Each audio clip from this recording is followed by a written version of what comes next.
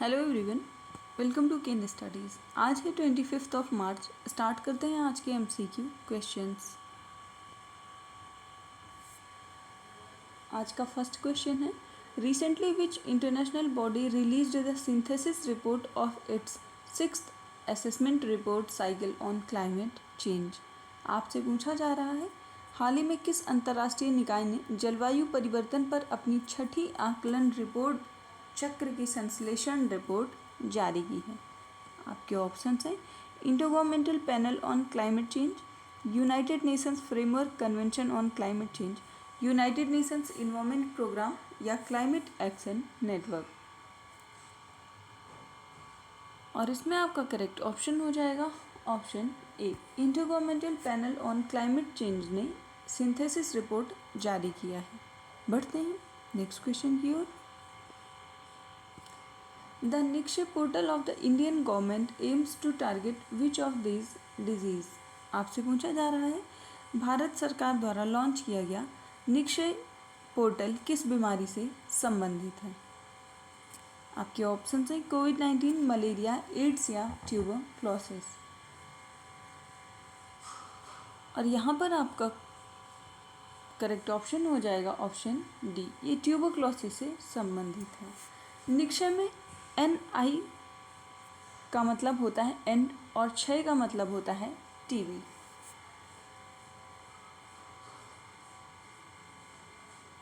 बढ़ते हैं next question की ओर। Which city is the host of G20 research and innovation initiative gathering conference. आपसे पूछा जा रहा है, कौन सा शहर G20 research and innovation initiative gathering सम्मेलन का मेजबान है।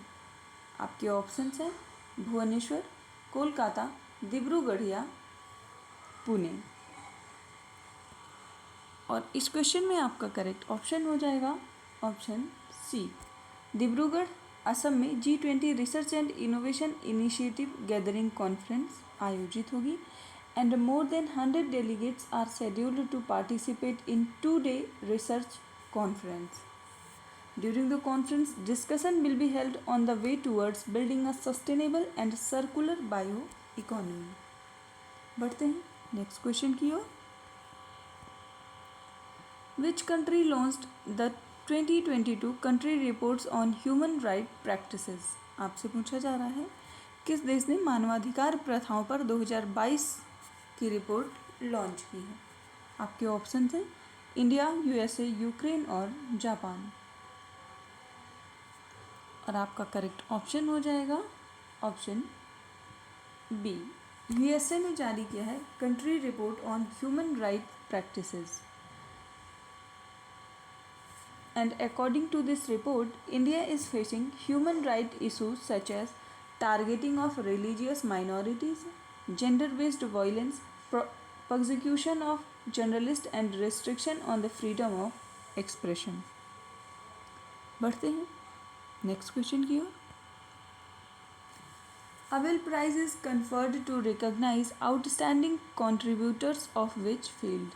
आपसे पूछा जा रहा है, अबेल पुरस्कार किस क्षेत्र में विशेष योगदान के लिए प्रदान किया जाता है। आपके ऑप्शन हैं आर्किटेक्चर, मैथमेटिक्स, जर्नलिज्म या स्पोर्ट्स।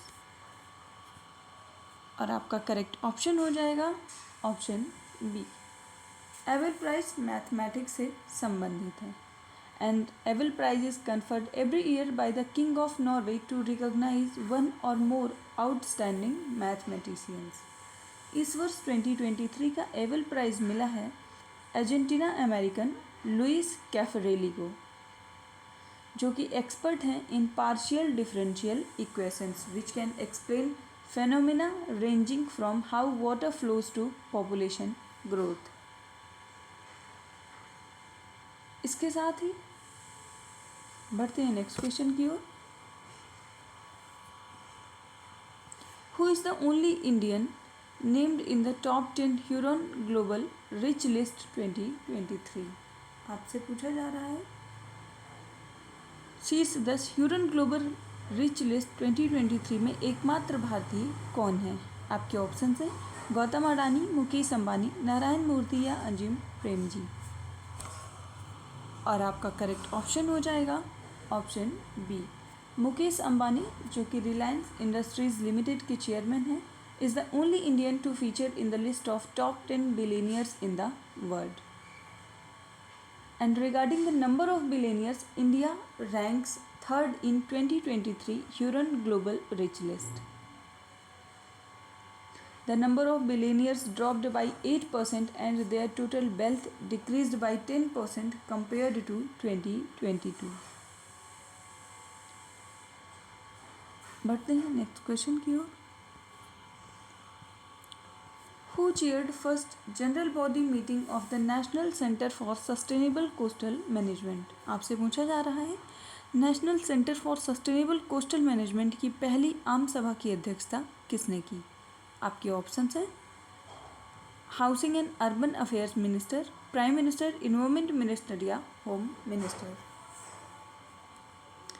और आपका करेक्ट ऑप्शन हो जाएगा option C, environment minister Bhupendra Yadav ने चेयर किया है first general body meeting of the national centre for sustainable coastal management, और इसका आयोजन नई दिल्ली में किया गया है।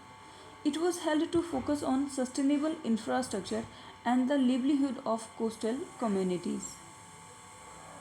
बढ़ते हैं नेक्स्ट क्वेश्चन की ओर। Which of the following statement regarding coral reefs is are correct? आपसे पूछा जा रहा है कोरल रीफ से संबंधित कौन सा कथन सही है, ये आपको बताना है। फर्स्ट स्टेटमेंट है coral reefs cover more than 25% of the earth surface. Second, coral reefs help in substantially reducing coastal flooding and erosion. Third, increased ocean temperature causes reefs to expel the symbiotic algae responsible for their color। आपसे correct statement पूछा गया है और आपका correct option हो जाएगा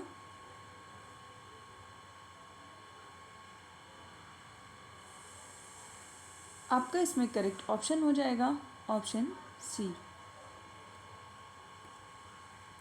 यहाँ पे आप ऑप्शन 2 के साथ ऑप्शन 3 को भी ऐड कर लेंगे। ऑप्शन 2 और 3 दोनों ही सही हैं, जबकि फर्स्ट स्टेटमेंट आपका रॉन्ग है, क्योंकि कोरल रीफ्स कवर करते हैं less than 0.5% of earth surface, but they are home to about 25% of all marine species. बढ़ते हैं नेक्स्ट क्वेश्चन की ओर। Who was awarded the Order of Australia for strengthening bilateral ties? आपसे पूछा जा रहा है द्विपक्षीय संबंधों को मजबूत करने के लिए ऑर्डर ऑफ ऑस्ट्रेलिया से हाल ही में किसे सम्मानित किया गया है? आपके ऑप्शंस हैं थियरी बेलोर, रतन टाटा, मुकेश अंबानी या सोरेनसन हेड्सवर्थ।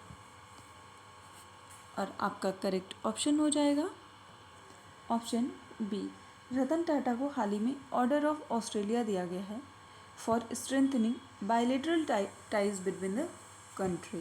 बढ़ते हैं नेक्स्ट क्वेश्चन की ओर। When is water stress expected to impact India food grain production? आपसे पूछा जा रहा है जल संकट का भारत के खाद्यान्न उत्पादन पर कब प्रभाव पड़ने की उम्मीद है? आपके ऑप्शंस हैं 2025, 2030, 2040 या 2050। और आपका करेक्ट ऑप्शन हो जाएगा ऑप्शन डी। ऐसा माना जा रहा है कि 2050 तक जो जल संकट है उसका प्रभाव भारत के खाद्यान्न पर नकारात्मक रूप से पड़ेगा। आज की करंट अफेयर सेशन में इतना ही। धन्यवाद।